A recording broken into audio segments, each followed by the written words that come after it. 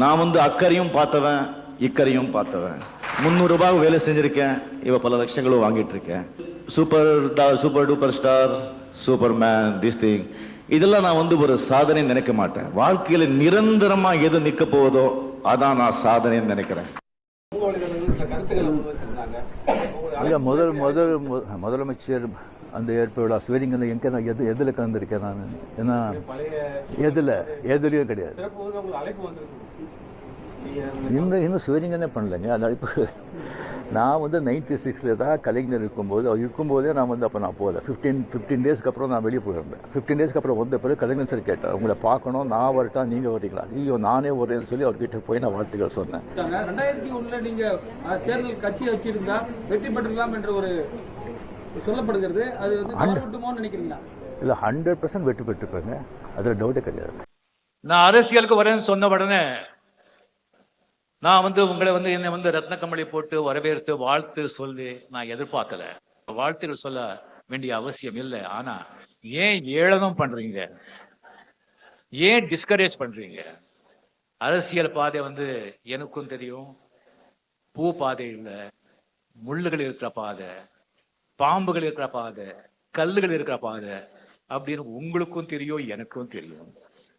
எனக்கு தெரிஞ்சிருந்தும் இந்த வயசுல வந்துட்டு எனக்கு எல்லாமே இருந்து கூட மக்கள் நல்லது பண்ணணும்னு சொல்லி நான் அரசியலுக்கு வரணும்னு சொன்னா அதை நீங்க வந்து ஏன் வந்து எழுத பண்றீங்க? அது நிஜம். சினிமால இருந்து வர்றவங்க எல்லாம் அரசியல்ல எல்லாரும் எம்ஜிஆர் ஆக முடியாதுன்னு சொல்றாங்க. சத்தியமாக யாரோ எம்ஜிஆர் ஆக முடியாது. எம்ஜிஆர் ஒரு யுக புருஷர். இன்னும் 100 ஆண்டு இல்லை, 1000 ஆண்டானு கூட அந்த மாதிரி ஒருத்தர் பிறக்க முடியாது. அவரே பிறக்க வந்தாதான் உண்டு. உண்மையான, நேர்மையான, வெளிப்படையான, ஜாதி மத சார்பற்ற அறவழியில நடக்கிறதா ஆன்மீக அரசியல். கொள்கை கேட்டா தலை சுத்துதுன்னு சொல்றாங்க அப்படின்னு. ஐயா, 31ஆம் தேதி நான் அரசியலுக்கு வர்றேனா இல்லையா அப்படிங்கிறது தெரிவிக்க போறேன் அப்படின்னு சொல்லியிருக்கேன். 31ஆம் தேதி. 29ஆம் தேதி உங்க கொள்கை என்னன்னு கேக்குறாங்க. இது எப்படின்னா, பொண்ணை பார்க்க போயிட்டு இருக்கும்போது கல்யாணத்துக்கு எனக்கு இன்விடேஷன் வரலையேன்னு கேட்கிற மாதிரி ஒரு ரிப்போர்ட்டர், சின்ன பையன், என்ன இப்படியெல்லாம் இருக்காங்கன்னு சொல்லி எனக்கு தலையை சுத்துச்சு.